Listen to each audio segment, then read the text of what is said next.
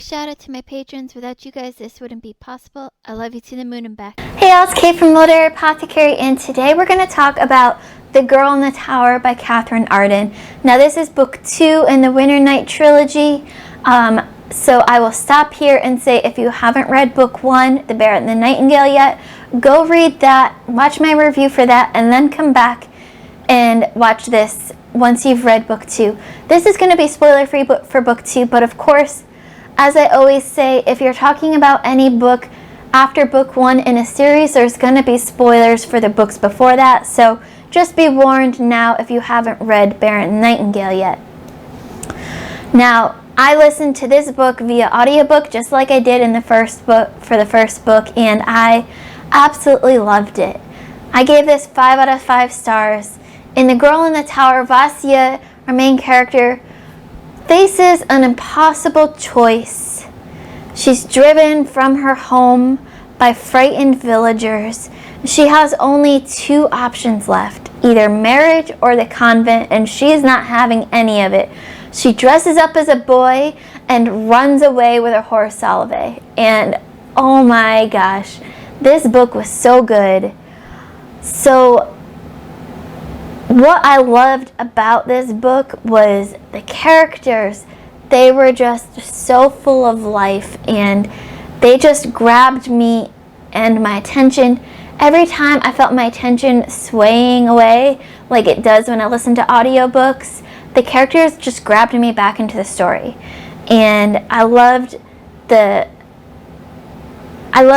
seeing Sasha the most in this book, I think.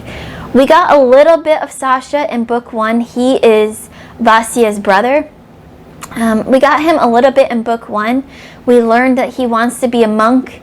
And in book 2, we learn that, okay, he does become a monk, but he actually is kind of the prince's consort. He's part of the prince's entourage there. And so we get an introduction to that world.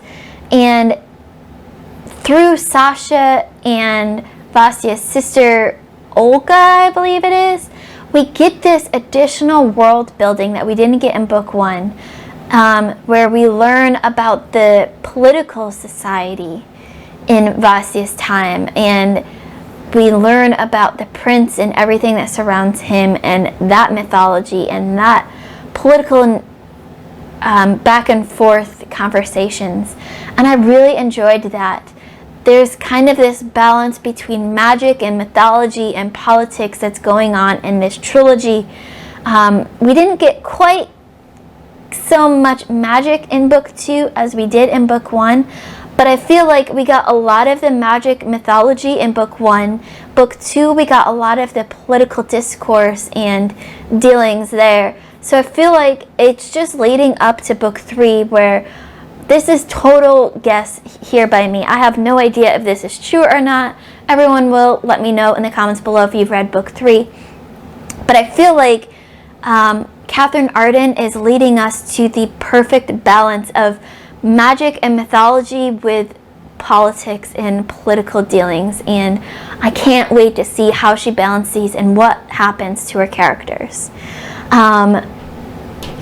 Book 1 was a lot of character development, character introductions, world introductions. There wasn't quite so much plot, but we get a lot of plot in book 2. And I imagine we'll get even more in book 3, and I cannot wait.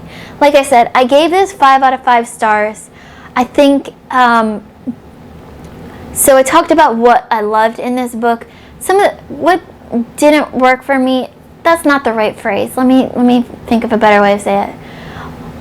The times where I felt like my attention was kind of straying a little bit were times when we got maybe too far into the political dealings. Although I loved the politics, a lot of times when it gets too much, my attention strays. I'm like, okay, we've got the point. We don't need to keep going on this. So then I think about other things, or I skip ahead to a different part. So I understand why we had all of that in the book, but there were times when it felt like maybe there was too much, and I wanted to bring it back to, the magical mythology world. But overall, I absolutely loved this, just like I loved book 1. 5 out of 5 stars again for Katherine Arden. I can't wait to read book 3, The Winter of the Witch, I believe it's called, and I have that scheduled for this month as well. I can't wait to read it and talk to everyone in Evie's discourse. I forgot to mention at the beginning, this is part of a read-along that Evie at She Was Only Evie is hosting. This is one of her absolute favorite series trilogies. She's been hosting a read-along, one per month, in her Discord, which I will link down below. So if you have read these books and you want to talk to them about them with other people who have read them or are reading them, come join us at Evie's Discord.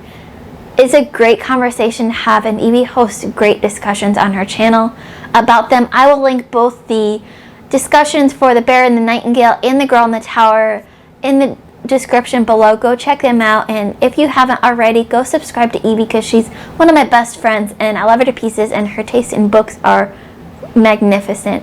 So if you have read The Girl in the Tower, let me know in the comments below who your favorite character in this book was. Like I said, mine was Sasha. I love Sasha. I love seeing that brother-sister dynamic. We got even more siblings in book 2. I love seeing all of the dynamics at work here, and I can't wait for even more in book 3. Don't forget to like, comment, subscribe, and hit that notification bell so you get notified every time I have a new video coming out. As always, my Patreon and my Discord information will be in the description below. There's no pressure to join either, but we have a ton of fun at both. Keep reading, and I love you all to the moon and back. Bye.